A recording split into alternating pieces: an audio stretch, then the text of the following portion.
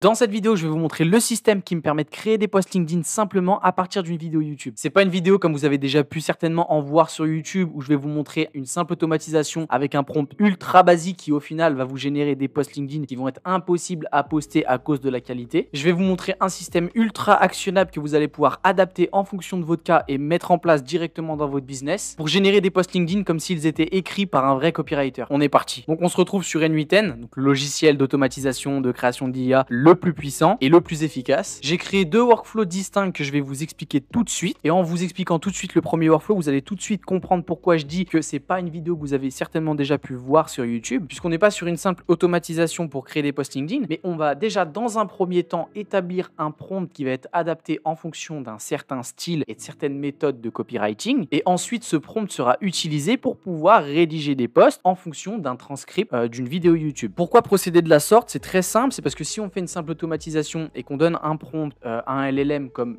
GPT et qu'on lui dit rédige un post LinkedIn en fonction d'une vidéo YouTube, etc. et qu'on ne lui fournit pas assez d'informations, le problème c'est que le post ne sera pas de qualité. Puisqu'il faut utiliser certaines méthodes de copywriting, il faut l'adapter à un certain style, il faut mettre en avant votre offre, savoir à qui vous parlez, qui est votre avatar client. Et si vous n'avez pas un prompt en béton qui est ultra clair, les posts LinkedIn que vous allez générer au final ne seront pas postables, tout simplement parce que la qualité elle sera totalement médiocre. Donc c'est pour ça que ce premier workflow là a pour but de récupérer les 100 derniers posts d'un créateur LinkedIn. Donc idéalement le but c'est de prendre un créateur LinkedIn sur votre niche qui a déjà du succès. Donc on va récupérer ces 100 derniers posts. Ensuite ce LLM là qu'on voit juste ici, je vais zoomer un petit peu, ce LLM là va analyser tous les posts LinkedIn et nous donner en fait le style d'écriture de la personne, les méthodes de copywriting qui sont utilisées, la façon qu'elle a de rédiger ses posts. Et donc ce LLM va nous résulter en output une analyse détaillée des posts LinkedIn de ce créateur-là. Et le second LLM, qui est un expert du coup en prompt engineering, va nous donner un prompt ultra complet qui va pouvoir derrière être utilisé justement pour dans le second workflow qu'on a juste ici, que je vais vous expliquer juste après. Donc je vais vous expliquer un peu plus en détail ce workflow et vous expliquer quelles sont les informations que vous allez devoir changer. N'oubliez pas, comme d'habitude, vous le savez, vous pouvez retrouver ces deux workflows-là dans la description. Vous avez juste à cliquer sur le lien, rentrer votre mail et vous pourrez directement télécharger ces deux workflows. Pour mieux vous expliquer, je vais tout de suite tester le workflow. Donc ici, ce qu'on a, c'est un formulaire où on va rentrer le profil LinkedIn d'un créateur. Je vais diminuer la page, je vais tout de suite aller sur LinkedIn et on va chercher un créateur. Donc ce que je vais faire, c'est que je vais prendre le profil d'Oussama Ammar puisqu'il est connu, il y a de la matière, c'est-à-dire qu'il a largement plus de 100 posts LinkedIn dans ces derniers mois et il a 155 000 followers. Donc là, vous choisissez le créateur sur lequel vous voulez copier en fait le style. En haut ici dans l'URL, vous copiez son profil. On va retourner dans notre automatisation N8N. Hop, juste ici, on a le formulaire. Vous rentrez du coup ici le nom et vous cliquez sur Submit. Et là, le workflow se déclenche. Donc là, on utilise Apify pour pouvoir scraper les derniers posts LinkedIn du créateur. Je vais vous montrer juste après sur Apify le scrapper qu'on utilise. Et je vais vous montrer aussi, donc vous allez devoir vous sélectionner votre personal token, votre clé API que vous allez devoir modifier sur ces nœuds-là. Donc là, ici, à la sortie de ce nœud, on a un texte avec tous les derniers posts LinkedIn, les 100 derniers. Ici, vous voyez qu'on a 100 items. Là, le LLM est en train d'analyser ces posts-là pour nous ressortir une analyse détaillée sur les méthodes de copywriting, son style d'écriture. Donc voilà, ici, on a une analyse, comme vous pouvez le voir, qui est détaillée, très détaillée, et qui est transmise du coup à ce LLM-là qui va nous donner un prompt final. Et c'est avec ce prompt-là qu'on va pouvoir derrière rédiger des posts. Et tout ça va être stocké dans Airtable. Vous pouvez le stocker de la manière dont vous préférez. Ça peut être sur un Google Sheet, peu importe. Moi, ici, je le stocke dans un Airtable. Donc, ou ici, vous pouvez répertorier tous les styles des créateurs. Si vous voulez copier et tester plusieurs styles, vous avez juste à rentrer le nom, le LinkedIn, et puis vous mettez le prompt juste ici. Et ensuite, j'ai également une table que j'ai nommée LinkedIn Content, où là, justement, on va le voir sur le workflow après. On va pouvoir rentrer l'URL d'une vidéo YouTube, et ensuite, en résultat, on aura des posts. Donc voilà, le workflow a été exécuté ici avec succès. Et donc, si je vais dans ma table Airtable sur les créateurs style prompt, ici, il y a une nouvelle ligne qui s'est ajoutée avec le prompt, justement, qui concerne le style de Oussama Ammar. Donc vous pouvez voir ici qu'un rôle lui a été donné, donc il est expert en création LinkedIn, etc. On lui apporte du contexte, c'est là que vous allez pouvoir aussi vous modifier du coup les informations par rapport à votre offre et à votre avatar client. Un objectif lui est donné, donc de rédiger un post LinkedIn, et là pareil, c'est adapté en fonction du style de Oussama Ammar. Et dans les instructions, on a une section qui concerne la structure obligatoire à respecter pour le post LinkedIn. Ensuite, les techniques de copywriting à appliquer, le formatage visuel visuel, le style avec le ton à adopter et le niveau de langage. Et ensuite, on a une section notes et rappels. Donc, comme vous voyez, c'est un prompt qui est ultra complet, il est clair et c'est comme ça que vous allez pouvoir générer des posts qui vont réellement pouvoir engager votre audience et qui vont s'appliquer à un certain style. Donc là, après, ce que vous pouvez faire, c'est tout simplement ici rajouter en nom donc Oussama Ammar. Vous pouvez rentrer ici son URL LinkedIn. Donc, cette table-là, elle n'est pas ultra importante, mais c'est juste histoire de pouvoir stocker les prompts. Donc, gardez bien les prompts des créateurs que vous voulez copier de côté. Ça nous sera utile pour le second workflow que je vais vous expliquer dans un instant. La seule chose qu'on va modifier ici sur ce workflow, ça va être la clé API des nœuds HTTP request. Donc, vous voyez ici, on utilise une méthode d'authentification. Donc, si ici, moi, j'ai créé donc ma clé API Apify, si je viens la modifier, vous voyez qu'ici, dans name, on a authorization et la valeur ici, donc c'est votre clé API à vous. Je vais vous montrer tout de suite comment vous allez pouvoir la trouver. C'est la seule chose que vous aurez à modifier. Donc, vous allez sur Apify. Pour ceux qui ne savent pas ce que c'est Apify, j'ai fait une vidéo complète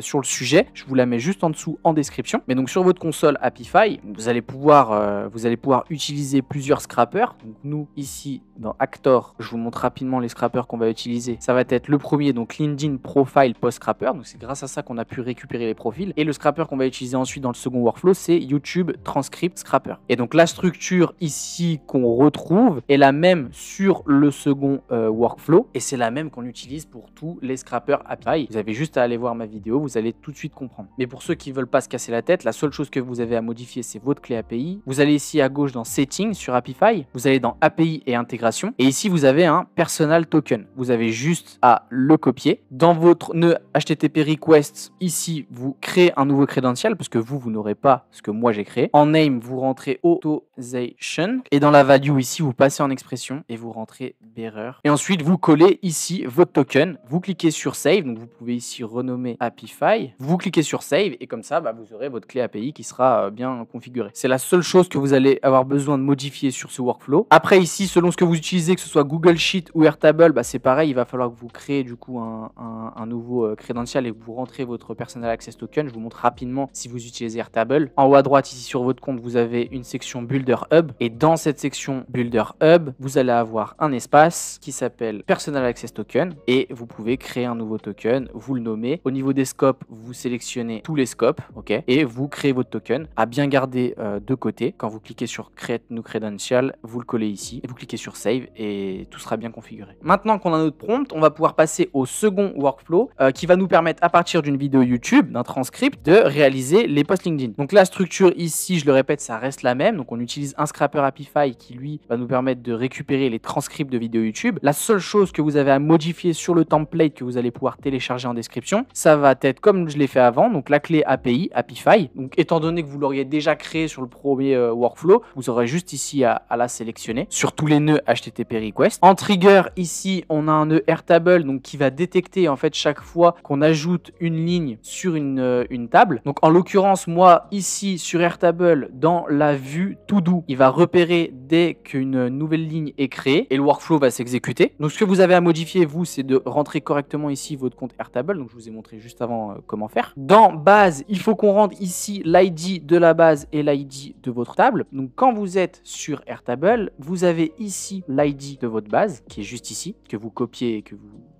vous avez juste à coller ici. Et vous avez ensuite l'ID de votre table, pareil, que vous copiez et que vous avez juste à rentrer ici. Moi, étant donné que je veux uniquement les statuts qui sont ici en to do, ce que j'ai fait, c'est que j'ai créé plusieurs vues. Ici, j'ai all content, où j'ai tout le contenu. Ici, j'ai une vue to do, où j'ai uniquement les statuts qui sont en to do. Et ici, j'ai une vue down, donc c'est en gros quand les posts LinkedIn ont bien été créés. Donc, je vous conseille de faire la même chose. Ici, quand vous cliquez sur votre vue to do, pareil, toujours dans l'URL à la suite, vous avez l'ID de votre vue et vous avez juste à la rentrer juste ici. Et en trigger field, vous rentrez statut. Enfin, vous rentrez le nom en fait que vous avez ici dans votre champ. Une fois que ça c'est fait, ce que vous allez devoir faire, c'est que le workflow, vous allez devoir le passer en actif pour qu'il puisse en fait chaque minute venir chercher sur Airtable si vous avez une nouvelle ligne. Sinon, vous allez devoir le faire à chaque fois manuellement ici sur N8N. Donc ce nœud va récupérer les nouvelles lignes qui ont été créées dans Airtable et il va récupérer l'URL ici de la vidéo YouTube. Donc là, en l'occurrence, c'est une de mes dernières vidéos YouTube. Les nœuds qui vont suivre ici ici vont permettre de récupérer le transcript entier de la vidéo YouTube. Et ensuite, tous les nœuds qui sont ici vont permettre de générer un post LinkedIn. Je vais vous expliquer dans un instant pourquoi j'ai mis autant de nœuds. C'est ultra important si vous voulez générer des posts qui vont réellement avoir de l'impact et qui vont sembler être rédigés par un vrai copywriter. Donc moi, pour la démonstration, juste je vais repasser mon workflow en inactif et je vais tout de suite le tester. Donc voilà, donc comme on peut le voir en direct, il a récupéré une ligne sur laquelle ici on a une vidéo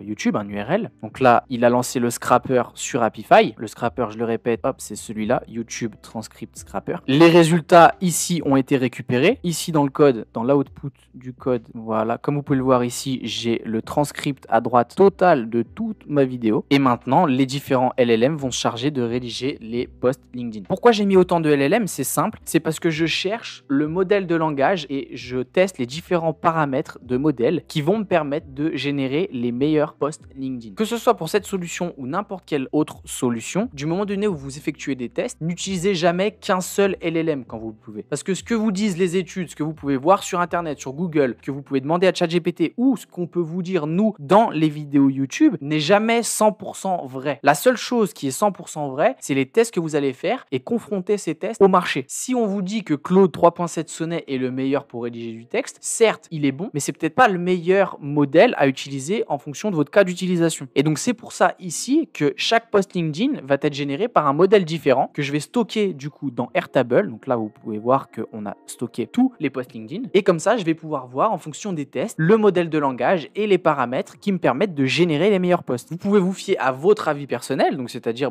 regarder tous les posts qui ont été générés et voir ceux qui vous plaisent le mieux, ou vous pouvez directement les confronter au marché. Donc vous prenez un LLM et vous vous dites tiens, je vais poster pendant 5 jours sur LinkedIn avec ce LLM, vous changez 5 jours après, etc., etc. Et vous allez voir du coup quels sont les posts qui ont le plus d'engagement, quels sont ceux qui font le plus d'impression. Vous pouvez aussi procéder de cette manière-là. Et donc peu importe de la manière où vous voulez tester, il faut que vous testiez plusieurs modèles. Donc là en l'occurrence, je teste GPT-4o, Claude 3.7 Sonnet, Gemini 2.5 Pro, Claude Sonnet 4, GPT 4.1 et GPT 4.5. Donc c'est des modèles qui peuvent totalement convenir justement à ce cas d'utilisation, donc qui est de générer des posts LinkedIn, de suivre correctement un long prompt qui a été établi. Sauf que je peux pas savoir comme ça quel va être le meilleur modèle. Donc le mieux c'est d'en tester un maximum. Et donc ce que j'ai pas précisé, c'est qu'ici sur tous les agents IA, ce que vous allez devoir modifier, c'est le prompt ici, System Message que vous avez juste là. Vous récupérez dans Creator Style Prompt celui que vous avez stocké. Donc hop, vous le sélectionnez entièrement, vous le copiez et ici vous pouvez tout simplement le coller et vous faites ça pour chaque agent. Dernier petit conseil pour vous faciliter la vie, utilisez ici dans vos agents un modèle Open Router. Ça vous permettra de tester en fait tous les modèles qui sont sur le marché très simplement, puisqu'ici dans modèle vous avez juste à sélectionner le modèle que vous voulez. Vous avez Google, vous avez DeepSeek, vous avez Meta, vous avez Claude, vous avez GPT, vous avez absolument tous les modèles et ça vous permet de les interchanger beaucoup plus rapidement. Donc pour ça, très simple, vous ouvrez Open Router, vous avez une section dans Open Router qui s'appelle Key, API Key, et vous avez juste à créer une clé API. Vous créez un nouveau crédential, vous rentrez ici votre clé API, vous cliquez sur Save et tout sera configuré correctement. Maintenant que vous avez bien compris comment fonctionnent ces deux workflows et ce que vous avez à modifier dans le template, on va voir les posts qui nous ont été générés. Donc GPT-4o nous propose un post du style, donc prospecter sur LinkedIn c'est ultra énergivore mais c'est indispensable pour booker des calls. La plupart galèrent, 99% des coachs, agences et consultants passent des heures à chercher le bon profil. Voici comment automatiser tout ça. Donc créer un compte sur N8N, télécharger le workflow, importer le fichier, connecter les API. J'ai testé ça sur 87 profils LinkedIn, etc.